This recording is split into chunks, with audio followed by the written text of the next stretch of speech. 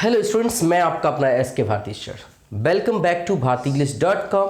आज हम लोग पुनः सिनोनिम्स को सीखेंगे जो कि लिया गया है द हिंदू न्यूज़पेपर से, प्रीवियस ईयर एसएससी और प्रीवियस ईयर बैंकिंग के एग्जाम से, एनडीए के एग्जाम से। तो लेट्स स्टार्ट और देखते हैं वो कौन कौन सा वर्ड है और उसे हम लोग कैसे सीखेंगे सिनोनिम्स को। तो जो आपका सबसे पहला वर्ड है स्टूडेंट्स, फर्स्ट वर्ड जो आपका है वो वर्ड है मेयर। अब यहां पर देखिए मेयर वर्ड आपको लिख दिया गया, एक ओनली।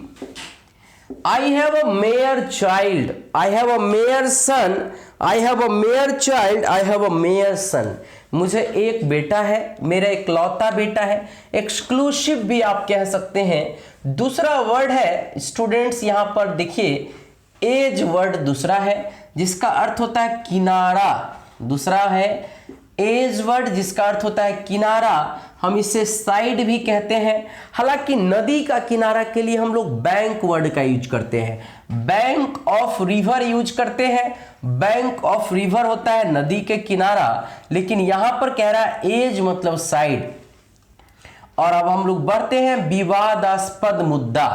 विवाद, मूट का मतलब होता है विवाद, विवादास्पद, विवादास्पद यानी कंट्रोवर्शियल।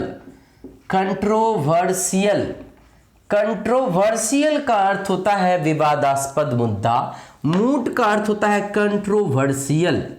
कहते ये मूट कोट है, ये कंट्रोवर्शियल मुद्दा है, कंट्रोवर्शियल मुद्दा है। नेक्स्ट वर्ड है फॉरलॉर्न। फॉरलॉर्न का मतलब होता है उदास। फॉरलॉर्न का अर्थ होता है बच्चों उदास। इसे हम इंग्लिश में ग्लूमी कहते हैं, ग्लूमी कहते हैं कि वो उदास था। He is gloomy, he is forlorn, he is gloomy, he is forlorn. तो ग्लूमी और फॉरलॉर्न का अर्थ होता है स्टूडेंट्स, ग्लूमी और फॉरलॉर्न का अर्थ होता है उदास होना। नेक्स्ट जो वर्ड है वो है डेस्टिट्यूशन। वर्ड डेस्टिट्यूशन का अर्थ होता है गरीबी। डेस्टिट्यूशन जो वर्ड है स्टूडेंट्स, इसका मतलब होता है गरीबी। हम इसे पॉवर्टी कहते हैं, गरीबी, पॉवर्टी। डेस्टिट्यूशन का अर्थ होता है गरीबी, पॉवर्टी। गरीबी, पॉवर्टी को डेस्टिट्यूशन कहते हैं। छठा जो वर्ड है स्टूडेंट्स आपके सामने वो है अल्टीमेट। अल्टीमेट का अर्थ होता है फाइनल, अंतिम, अंतिम, फाइनल।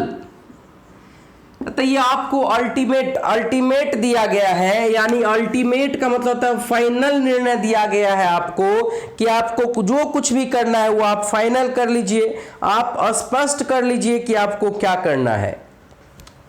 इसके बाद जो वर्ड है स्टूडेंट्स वो है बैरन। बैरन का अर्थ होता है बंजर, बंजर। इसे हम इनफर्टाइल कहते हैं, इनफर्टाइल कहते हैं, अनउपजाऊ जिसको कहते हैं, अनउपजाऊ, जिसमें उपज ना हो, जिसमें उपज ना हो उसे हम क्या कहते हैं, बैरन लैंड कहते हैं, बैरन लैंड कहते हैं। बैरन का अर्थ होता है अनउपजाऊ भूमि, इनफर्टाइल लैंड।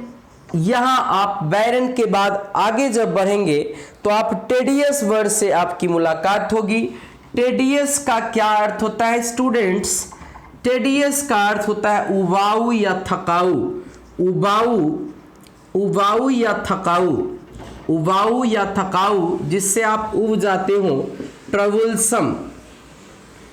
टेडियस है मतलब एकदम बोरिंग टाइप का, जो टेडियस का मतलब होता है उबाऊ या थकाऊ, जिससे आप उब जाते हैं, थक जाते हैं, उसे हम टेडियस कहते हैं, उसे हम टेडियस कहते हैं। और नेक्स्ट वर्ड आपका है भाई कैन। कैन का मतलब होता है ज्ञान, कैन का मतलब होता है ज्ञान। इसे हम इंग्लिश में सिनोनिम के रूप में नॉलेज वर्ड का यूज करेंगे। ये जो है द हिंदू का न्यूज़पेपर का वर्ड है ये केन वर्ड। केन का मतलब होता है नॉलेज, केन का अर्थ होता है नॉलेज। अब आगे लास्ट वर्ड है डायलिमा। डायलिमा का अर्थ होता है दुविधा में होना, कंफ्यूजन में होना, दुविधा में यानी कंफ्यूजन में होना, कंफ्यूजन में होना। और इसके लिए एक सिनोनिम के साथ साथ एट सी वर्ड यूज होता है, मुहावरा। एट सी का मतलब होता है क्या करे क्या ना करे की स्थिति में होना, किम कर्तव्य विमूढ़म की स्थिति में होना, क्या करे क्या नहीं करे, उसे हम डायलिमा कहते हैं। Right now I am in a dilemma, right now I am in a dilemma, मैं अभी दुविधा में हूँ, मैं अभी दुविधा में हूं कि क्या करूं क्या ना करूं। तो डायलिमा का अर्थ होता है कंफ्यूजन स्टूडेंट्स। तो एक बार रिवाइज कर लीजिए। मेयर का मतलब होता है ओनली, एज का मतलब होता है साइड, मूट का मतलब होता है कंट्रोवर्शियल, फॉरलॉर्न का मतलब होता है ग्लूमी, डेस्टिट्यूशन का अर्थ होता है पॉवर्टी, अल्टीमेट का अर्थ होता है फाइनल, बैरन मतलब इनफर्टाइल बंजर भूमि, टेडियस का मतलब उबाऊ जिससे उब जाते हैं, बोर हो जाते हैं, केन का मतलब होता है नॉलेज, और डायलिमा का अर्थ होता है कंफ्यूजन। एट सी यानी समुद्र में होना नहीं, एट सी का मतलब होता है दुविधा में होना, किम कर्तव्य विमूढ़म की स्थिति में होना, क्या करे क्या ना करे की स्थिति में होना। तो इस तरह के वोकेबुलरी यानी सिनोनिम को जानने के लिए, सीखने के लिए आप अपडेट रहे, रेगुलर रहे और कम से कम 1-2 दोस्तों के साथ शेयर करें। Thank you all of you.